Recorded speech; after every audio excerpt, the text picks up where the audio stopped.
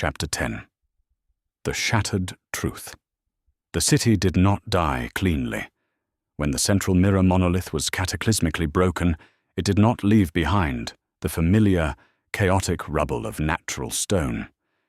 It left an equation reduced to its most jagged parameters. I dragged myself forward through the landscape of geometric unmaking.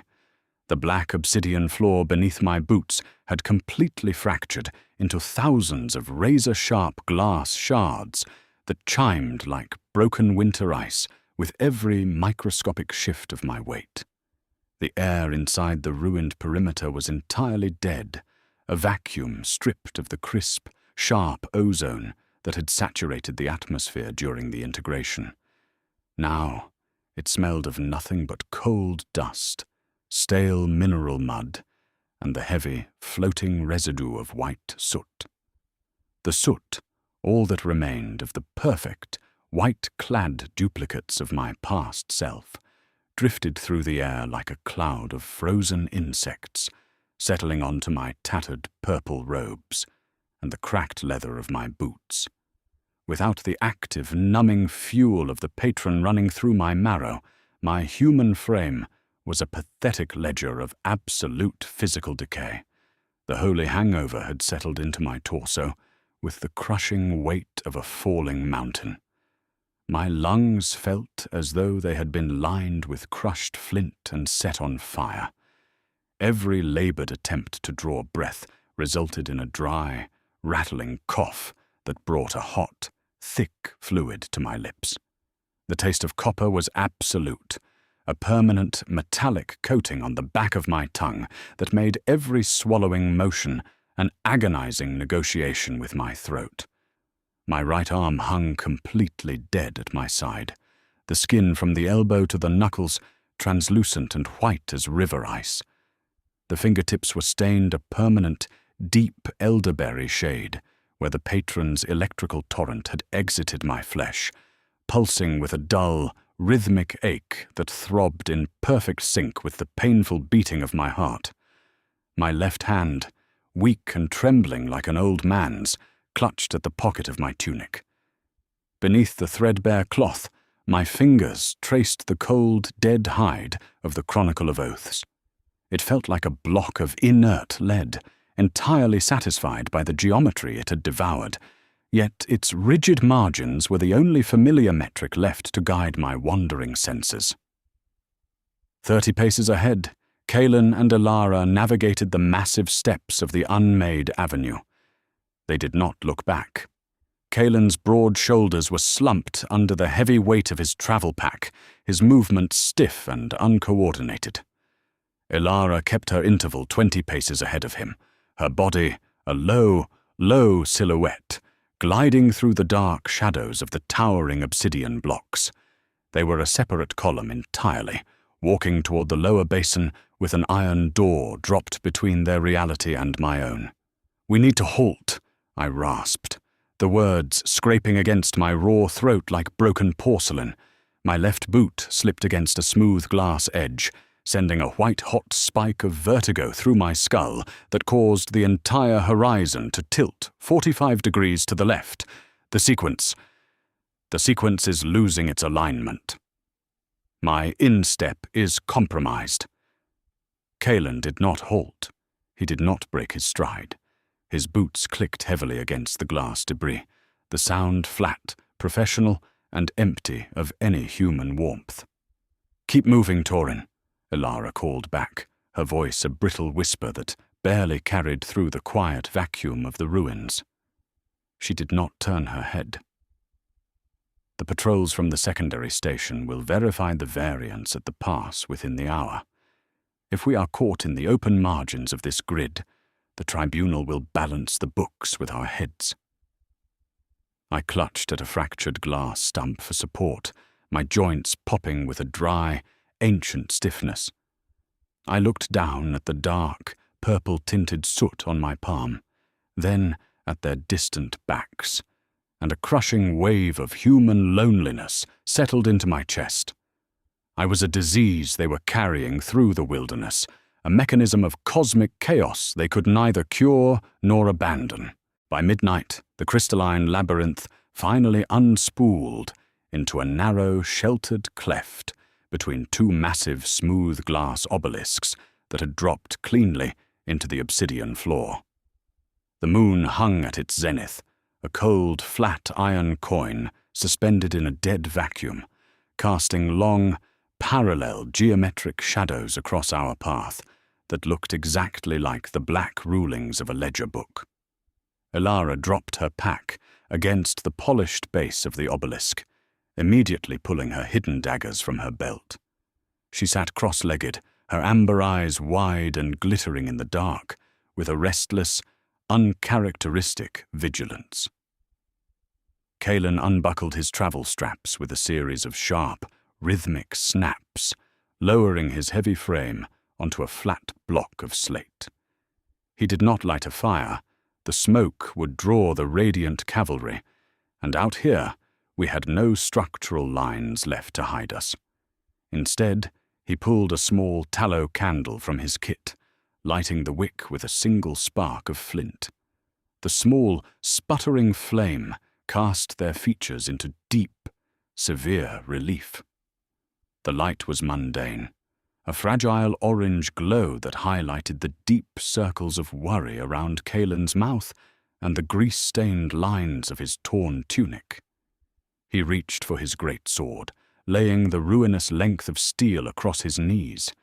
The crossguard was still twisted into that soft, unnatural spiral, and the straight 40-inch blade was bent into a fluid wave, a physical metric of my own defection. I sat across the small circle from them, my spine pressed against the cold stone vertex. I pulled my water skin with trembling fingers, forcing myself to swallow a few drops of stale water to wash away the metallic copper fluid in my throat. We have exactly 4 hours before the central garrison flags the variants, I said, my voice grounding itself in the intellectual, precise language of my old life as master of the ledgers. I focused on the candle wick, desperate for a parameter that conformed to logic. The outriders from the 3rd Border Division operate on a strict verification schedule. If their report is delayed past the 3rd watch, the central ledger will force a correction. We must use the interval to plot a trajectory through the lower wash. Kaelen did not lift his chin. He picked up a fragment of rough slate from the dirt, his large, calloused hand holding it with a desperate, trembling force. He pressed the slate against the left bracer of his armor and began to scrape. Scrape, scrape, scrape. The sound was flat, thin, and small in the quiet enclosure. I watched as a small flake of silver wire, the intricate weave of the Radiant Tribunal's insignia, detached from the leather and dropped into the black dirt. It was a syllable of his old life being systematically deleted. Kaelen, I said quietly, the human side of my mind reaching through the walls of my own isolation. The silver, that was your grandfather's commendation after the siege of the Watergates. The Watergates are gone, Torin, Kaelen said, his voice flat and dangerously level, never stopping the dry, rhythmic bite of the slate. The city that built them is a corpse waiting for the worms, remember? That's what your patron told us. I'm just clearing the ledger. Isn't that what you called it in the grove? I called it an analytical necessity, I confessed, leaning my head back against the cold obsidian. When the transition occurs, my thoughts they are shoved into a dark corner. I see the world as a broken clock that needs its springs snapped. I don't see the men, Kaelen. I see variables in a system that is balancing towards zero. Kaelen stopped the slate. The silence that rushed into the cleft was heavy, wet, and smelled of his sweat, the salt and vinegar of a human animal that had run until its lungs were raw. He looked up, his eyes 2 hollow wells of absolute, terminal horror beneath the ridge of his brow. That is exactly what makes you a monster, Torin, he said, his whisper cutting through the quiet like a razor. When the fire took Joran, when you unmade the watchtower, you didn't even blink. You looked like you were correcting a spelling error on a scrap of waste parchment. You looked like a clerk balancing a column. I turned the hand to the left. My soul shrieked from its corner, my human voice cracked and desperate. If I hadn't fought the Vector, the purple fire would have consumed the entire basin. I unmade the stone cubes to seal the pass, to keep the cavalry from closing the distance. I did it to protect you. And who is going to protect us from you? Elara interrupted. Her voice lacked its usual sarcasm, leaving her sounding small, terrified, and painfully human. She leaned forward, the small candle flame illuminating the tight line of her jaw. Every rock we step on is a gear you're active writing as we go. Your intervals aren't human anymore, Torin. You match Kaelen's stride down to the millisecond. You look like a machine that's winding him into the center of a trap. I looked down at my lap, unable to bear the rightness of her suspicion. I looked at my violet-tipped fingernails, which still held that faint, static pulse under the skin. They were completely correct. From any sane, human framework, my actions were those of an atrocity. The entity's logic was an icy mathematical geometry that had no room for individual suffering or mercy. It only saw the grand design that required total unmaking before anything new could grow. Maybe, I whispered, the words slipping past my bloodied teeth before my intellect could check them. Maybe everything we think is good is just the rust that keeps the world from turning. Kaelen recoiled as if he had been stung, his expression shifting from horror to a profound, hollow grief. He turned his back on me again, ending the conversation with the absolute finality of an iron gate slamming shut. I closed my eyes, trying to shut out the silence of the cleft, trying to access the quiet memory of Dawnspire. I wanted to visualize my oak desk, the neat, red ink lines I had drawn with a brass ruler to keep my thoughts contained. I wanted to hold on to the face of Cyrus, the young boy whose tithing records I had meticulously rewritten in the lower vaults so he wouldn't be whipped by the assessors. I needed that memory like a shield. But the memory was wrong.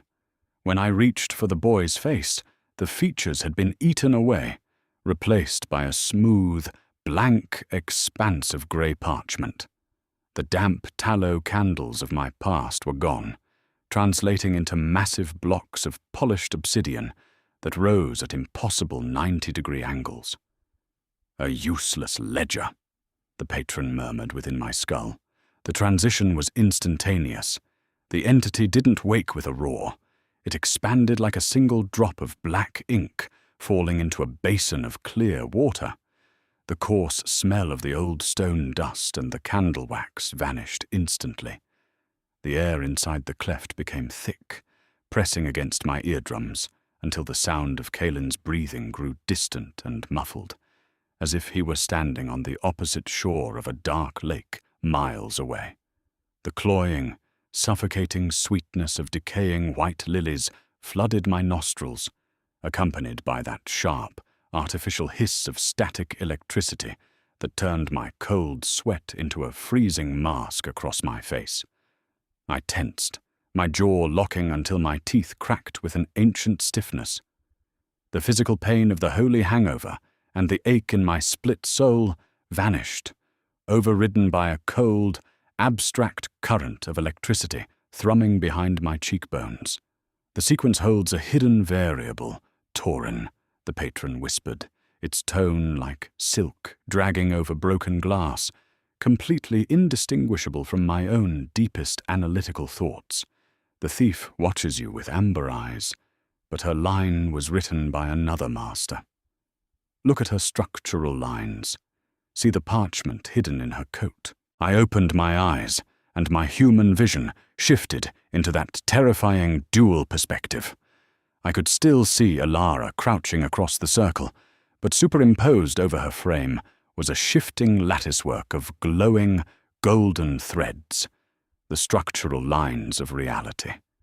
And woven tightly into the threads of her vestments, tucked against her ribs, was a separate, rigid column of order.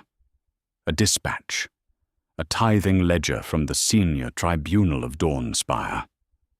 The realization hit my human intellect like a physical blow, breaking through the celestial static for a fraction of a second.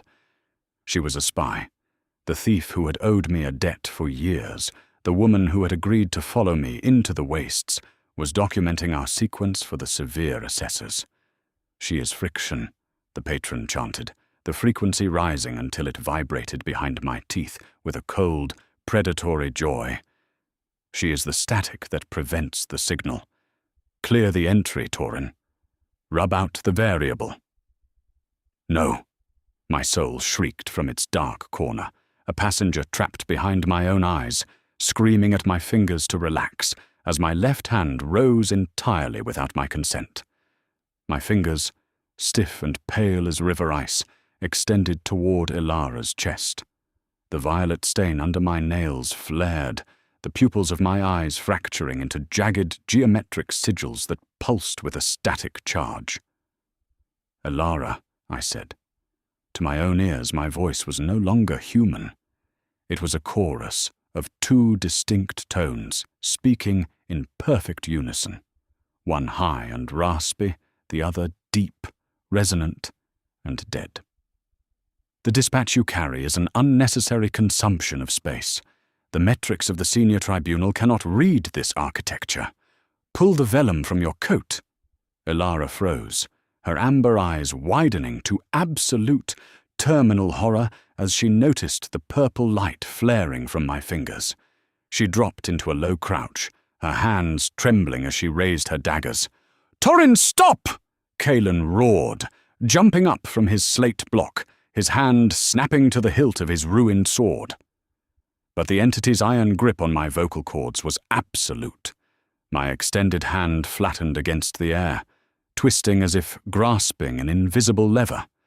The golden threads running through Elara's cloak groaned. The raw, liquid purple fire flowed from my palm along the straight lines of the geometric grid. It did not strike her flesh. Instead, it lashed out at the front of her leather vestments. The leather softened upon contact with the aura, the structure unwinding into a dark, viscous liquid that poured down her tunic like oil. From the melting pocket of her coat, a small, tightly rolled cylinder of vellum slipped into the air. The paper did not burn with a normal flame. It folded inward, the loops of the black script peeling themselves off the creamy surface like strips of dead skin. The red ink margins drawn by the tribunal assessors curve inward, forming a swirling, multi-layered spiral that charred instantly into a dense, oily black ash before floating upward into the unmoving stars. "Talk to me," Kaelen bellowed in shock, lunging forward to break my wrist, but the concussive wave of ozone struck his chest piece, sending him skidding backward into the shale. Elara collapsed onto her knees, her daggers clattering against the obsidian floor with a sharp, echoing ring. Her chest was heaving, her face entirely white, her amber eyes fixed on the black ash floating above our heads. I had to, Torin," she choked out, her voice raw, emotional, and shaking with an absolute, uncharacteristic terror. She clutched at her ruined, melted vestments, her fingers sliding in the black grease. "The Senior Tribunal, they have my sister in the lower districts. If the columns didn't balance, if I didn't send the reports through the border outriders, they were going to put her in the water cages. I didn't have a choice." The violet light in my eyes vanished instantly. The entity snapped shut like an iron book being closed by an angry master. The withdrawal was a physical execution. My knees slammed into the jagged obsidian shards with a jarring shock that felt as though my kneecaps had been driven directly into my pelvis, The cold, protective dopamine vanished, plunging my entire nervous system back into an absolute, crushing collapse. The holy hangover arrived with the devastating weight of a mountain. The hollow vacuum in my chest exploded, my lungs turning into sacks of dry fire that refused to expand. Every gasping attempt to pull in air was a brutal negotiation with my throat, bringing up a torrent of thick, copper-flavored fluid that choked me. I fell forward, my cheek pressed into the cold, oil-slick mud where the glass floor had been unmade. The taste of copper was absolute, a heavy, metallic weight that coated my entire mouth. My tongue feeling like a dry stone soaked in old blood.